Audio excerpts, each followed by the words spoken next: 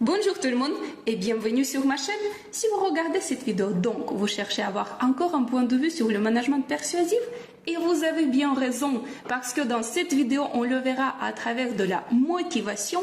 Et encore, c'est bien tombé parce que pour ce sujet, je suis inspirée par le point de vue d'un speaker et coach très connu en Russie et cette information n'existe pas encore ni en anglais ni en français. Alors, on y va?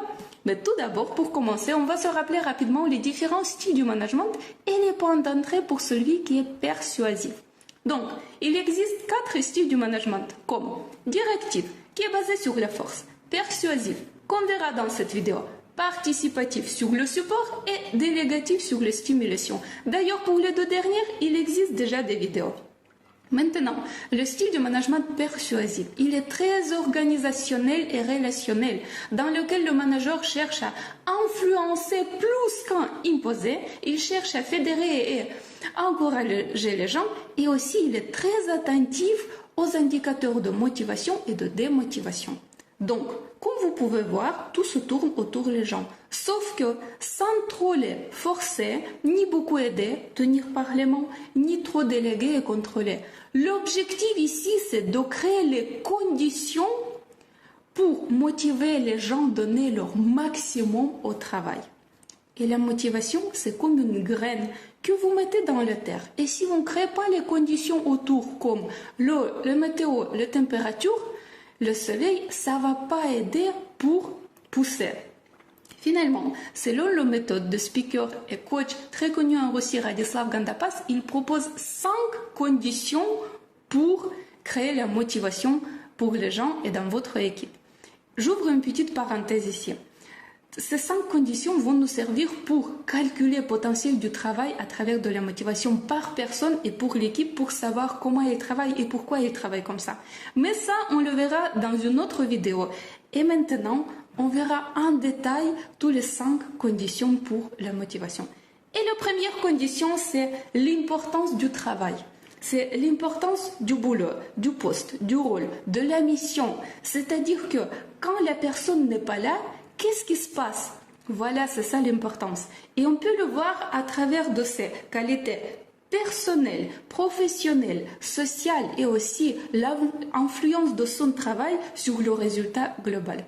Et si cet élément n'est pas suffisamment réalisé, dans ce cas-là, il faut juste donner cette information à travers des points mensuels, hebdomadaires, annuels avec son manager. Je pense que vous avez compris l'idée. Maintenant, le composant numéro 2, c'est diversification du travail. Alors, diversification du travail, c'est aussi un motivateur énorme pour la personne. Qu'est-ce qui peut rentrer dedans?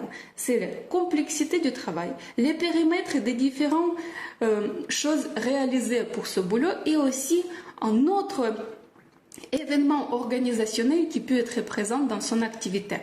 Finalement, cet composant peut être faible dans 2 cas. Soit parce que le travail est trop monotone pour la personne, soit parce qu'il y a trop de charges et la personne n'arrive pas à les gérer correctement. Dans tous les cas, pour le corriger, on peut revoir le périmètre de travail de cette personne, diminuer soit augmenter les charges et déléguer les événements organisationnels pour diversifier son travail quotidien. Vous avez compris ce qu'il faut faire, j'imagine bien. Maintenant, le composant numéro 3, c'est la visibilité. Oui, parce qu'on travaille mieux, on est plus motivé quand on sait pourquoi, pour quelles raisons on fait certaines choses, presque toutes les choses au travail. Et alors, qu'est-ce qui rentre dans la visibilité? C'est une bonne vision d'objectif final. Ensuite, visibilité de la direction et les points intermédiaires clairs. Qu'est-ce qu'on doit faire, comment et pourquoi. Je ne vais pas beaucoup parler ici, je vais vous donner juste un exemple qui va être très clair. Imaginez s'il vous plaît une usine dans laquelle il y a beaucoup de monde qui travaille et il y a une personne qui fait des petites vis en métal tout le temps, tous les jours. C'est un travail assez monotone, il est quotidien, il est comme ça. Et il ne sait pas qu'est-ce qui se passe derrière.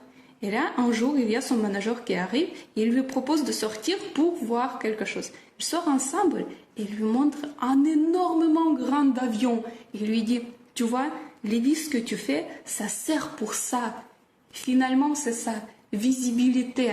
On a besoin de faire la liaison entre notre travail et le résultat final pour être beaucoup plus motivé.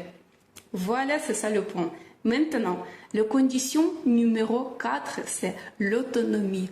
Oui, parce que la personne, elle travaille mieux, elle est plus efficace quand elle est autonome, quand elle sent cette autonomie. Qu'est-ce qui rentre dedans? À travers de quoi on voit l'autonomie de la personne? C'est les connaissances, la pratique, ses expériences, les conditions dans lesquelles il travaille. Ensuite, c'est les responsabilités et la délégation. Maintenant, attention. Beaucoup de contrôle tue l'autonomie et donc tue la motivation. Et si on voit que cette composante est faible, dans ce cas-là, il faut diminuer le contrôle, aider à monter en compétence la personne et aussi déléguer certaines choses pour qu'elle se sente plus autonome et donner la responsabilité. Et la condition numéro 5, c'est le retour d'information. Je ne vais pas beaucoup expliquer qu'est-ce que c'est, tout le monde le sait, mais je vais donner juste les points clés, les points d'entrée dedans. Premièrement, les retours d'informations depuis les différentes sources par rapport au travail réalisé. C'est depuis les managers, les collègues, les équipes, les clients. Ça s'appelle le retour d'information 360. Ensuite, le retour d'information à travers des compléments, des félicitations et aussi les critiques constructives. Parce que au final, on a tous besoin de reconnaissance du travail et de savoir si on avance dans la bonne direction ou pas et en quel moment il faut corriger ce qu'on est en train de faire. Et là, si cet élément n'est pas suffisamment réalisé, si elle est faible, il faut juste faire un feedback à la personne sur son travail. Bon, aujourd'hui, on a vu beaucoup de choses. On a regardé en détail les 5 conditions importantes pour créer la motivation de la personne.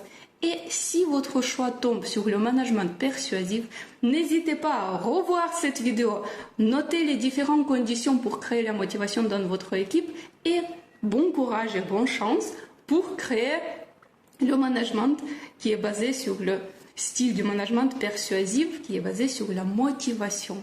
Et moi, je vous dis que dans les autres vidéos, ne le ratez pas parce qu'on va regarder comment calculer le potentiel du travail à travers de la motivation pour les équipes et pour les personnes individuellement pour comprendre pourquoi ils travaillent comme ça et comment ils peuvent améliorer son travail. Et moi, ici, je vous dis merci beaucoup pour votre attention. Ça me fait plaisir de partager avec vous cette information. N'hésitez pas à le partager aussi avec vos collègues, vos amis et tout le monde qui peut être intéressé. Merci beaucoup et à bientôt. Ciao!